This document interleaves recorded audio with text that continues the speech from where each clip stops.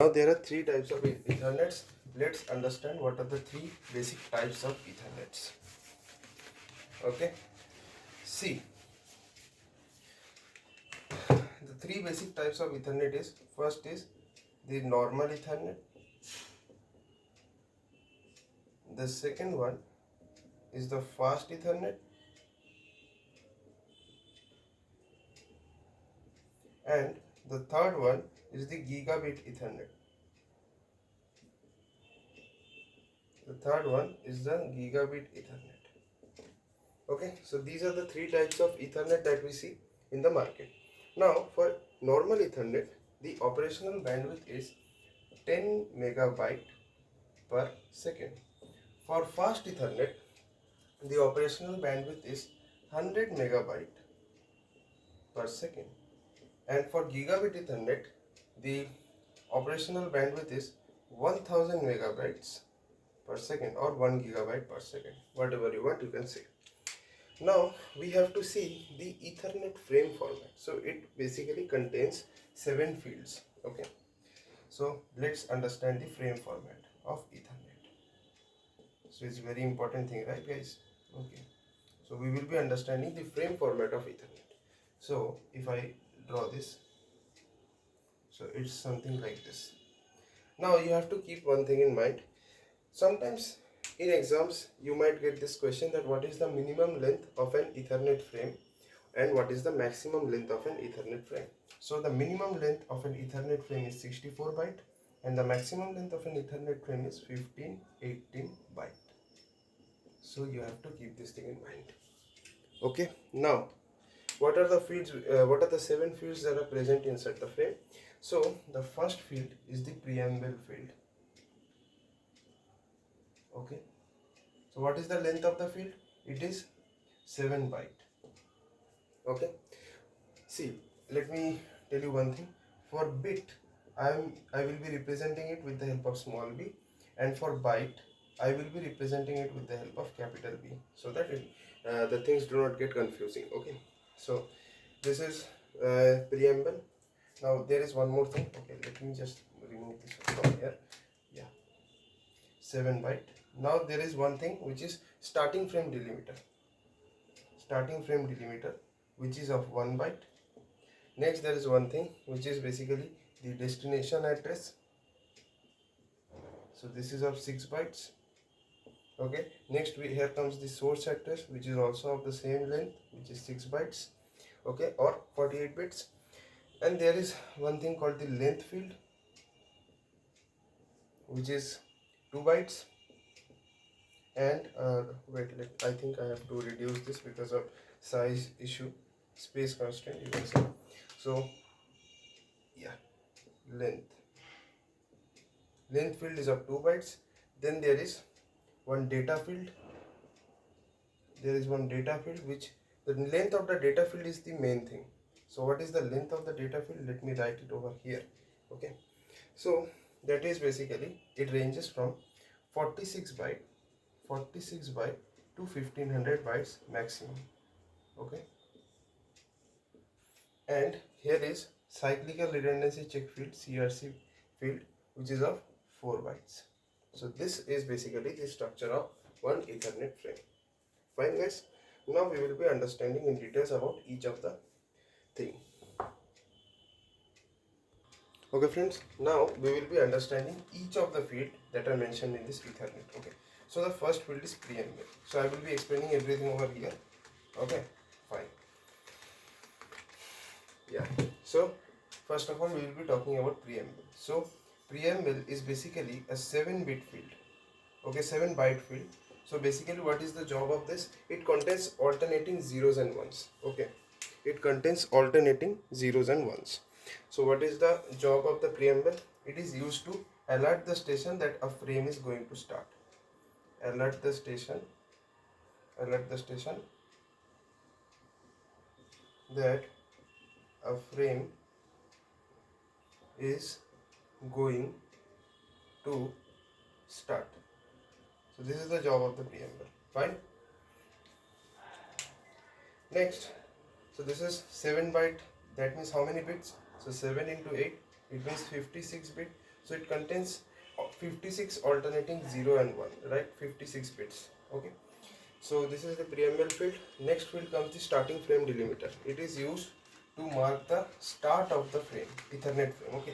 So actually, Ethernet frame starts from here, but I need to show that this is the position from where the Ethernet frame is going to start. So I need to set a starting field that will tell that, hey, from here the Ethernet frame is going to start. So what is the use of starting frame delimiter? SFD. So it is nothing but it is a 1 byte field. Okay, and it is always set to 10101011. So you might be thinking, so 1 byte, obviously that means 8 bits, 1 2 3 4 5 6 7 8.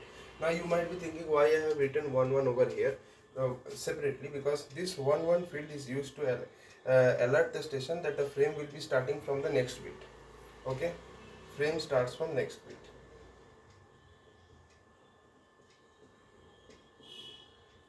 Okay, so for that 1 1 is used.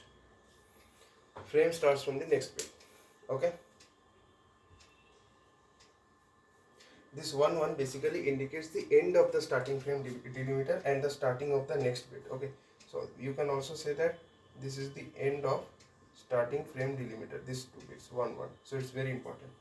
Okay, and the beginning of the frame. So this is what it is. Now what is the next field? The next field is destination address, DA. So what does it contain? It contains the MAC address of the destination. Okay, so DA. DA is basically the destination field, 6 byte, that means 48 bits. So what does it contain? The MAC address of the receiver, right? Because we know that MAC address is also a 48-bit address, so it contains the MAC address of the receiver. MAC address of receiver. Right, friends? Okay. Now what is the next field?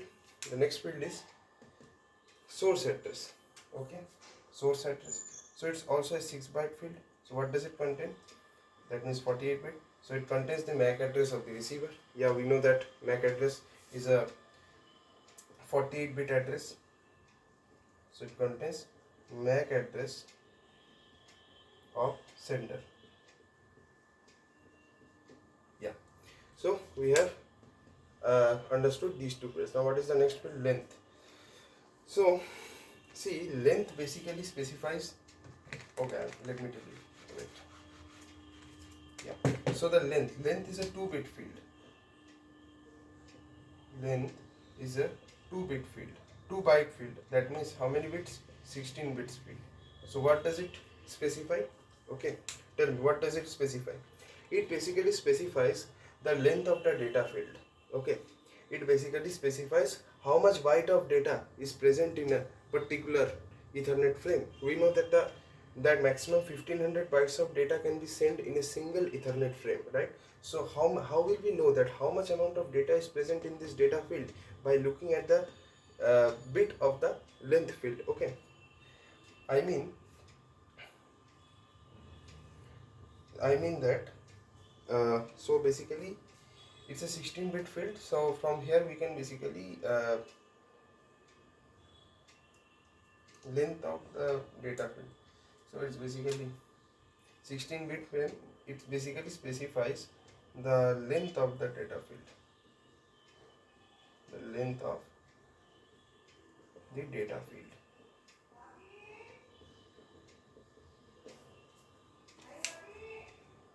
Right, friends? Now see one thing. Listen very carefully. There is one thing which is called Ethernet header. Okay, so Ethernet header is what? So it's basically a collection of 3 fields. What are the 3 fields? The destination address, the source address, and the length. These 3 things make up the Ethernet header. So what should be the length of Ethernet header? So destination address is 6 bytes, source address is also 6 bytes, and length is 2 bytes. So the length of the Ethernet header is 14 bytes. Okay. So the collection of these 3 fields make up the Ethernet header. Now the next field that comes is the data field. Okay, the next field that comes is the data field. Let's understand what is the data field. So the data field is that field that contains the actual data, right friends? This contains the actual data. Now it is also called a payload field. It is also called a payload field. So maximum you can send 1500 bytes of data, and minimum you can send 46 bytes of data in one Ethernet frame. Okay, so because the length of the range of the field is from 46 bytes to 1500 bytes. Okay, so we have covered this field also. And final thing is the CRC field. So CRC is basically what? It's cyclical redundancy check. So it is what? It is basically a field that is used for error checking. So whether if we want to check whether there is any error in the data that is being sent using Ethernet, then we have to see this CRC field. Okay, so this is basically used to check the errors that are if is there when they are being sent by Ethernet. Okay, so it's something like this. Now we will see some of the advantages of using Ethernet. Fine. Okay, so these were the most important things that I have discussed regarding Ethernet. Now we will be seeing some of the advantages of Ethernet and then some of the disadvantages of Ethernet. Fine, now we will be seeing the advantages of using Ethernet. Okay, so I am writing advantages. So the first advantage is it is simple to use. Okay, its maintenance is very much easy. Okay, easy maintenance. The third point is it is very much cheap. Okay, it can be used by any local area network for transferring data. Now we will be seeing about the limitations of using Ethernet. So we will be looking at the limitations also. So the first is not suitable for applications that require large amount of data to send. Okay, so not suitable for larger data. Okay, I can write something like this: not suitable for larger data sending. The sending of data. So if you want to send large amount of data through Ethernet, it's practically possible, but it will take a very large amount of time. So nobody uses that for sending large amount of data. Okay. Now, what is the second problem? The second problem is it is not used for client server application. Not used for client server application. Fine. Okay. Now, Ethernet cannot set any priorities, that whose data we will send first, whose data we will send last. So that mechanism is not available in Ethernet. So I can also write that Ethernet does not set priority, that whose data we will send first, whose data we will send last. Okay, so this is the most important thing. So here we have completed all the Ethernet, and in the next video I will be let's see what I do. I don't know.